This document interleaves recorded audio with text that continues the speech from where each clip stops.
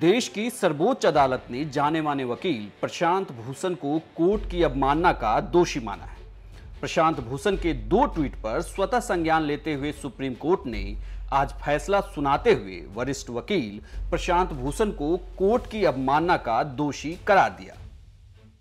Justice Arun Mishra, justice BR Gavai और justice Krishna Murari की bench ने यह फैसला सुनाया। प्रशांत भूषण की सजा पर सुनवाई 20 अगस्त को होगी।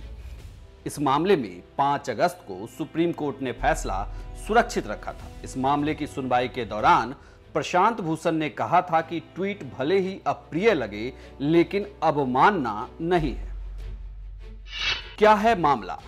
बता दें कि देश के जाने माने वकील प्रशांत भूषण ने chief justice of India SA Bobde और 4 पूर्व CJI को लेकर 2 अलग-अलग ट्वीट्स किए थे, जिस पर स्वतः संज्ञान लेते हुए सुप्रीम कोर्ट ने उनके खिलाफ अवमानना की कार्रवाई शुरू की थी। इस मामले में सुप्रीम कोर्ट ने प्रशांत भूषण को नोटिस भेजा था, जिसके जवाब में वरिष्ठ वकील प्रशांत भूषण ने कहा था कि CJI की आलोचना सुप्रीम कोर्ट की गरिमा को कम नहीं करता।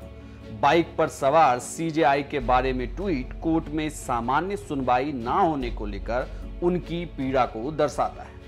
इसके अलावा 4 पूर्व CJI को लेकर ट्वीट के पीछे मेरी सोच है, जो भले ही अप्रिय लगे लेकिन अवमानना नहीं है। मामले की सुनवाई के दौरान कोर्ट ने कहा, पहली नजर में हमारी राय यह है कि ट्विटर पर इन बयानों से न्यायपालिका की बदनामी हुई है और सुप्रीम कोर्ट और खास तौर पर भारत के चीफ जस्टिस के ऑफिस के लिए जनता के मन में जो मान सम्मान है, ये बयान उसे नुकसान पहुंचा सकते हैं। क्या होगी सजा? कंटेम्प्ट ऑफ कोर्ट्स एक्ट 1971 के तहत प्रशांत भूषण को 6 महीने तक की जेल की सजा जुर्माने के साथ या इसके बगैर भी हो सकती है।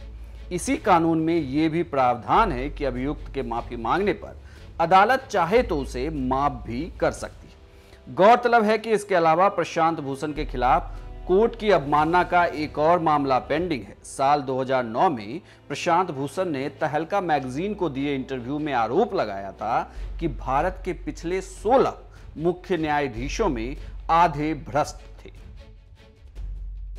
सुप्रीम कोर्ट इस मामले पर 17 अगस्त को सुनवाई करेगा। हालांकि प्रशांत भूषण ने सुप्रीम कोर्ट को एक लिखित बयान में खेद जताने की बात कही थी, लेकिन अदालत ने इसे ठुकरा दिया।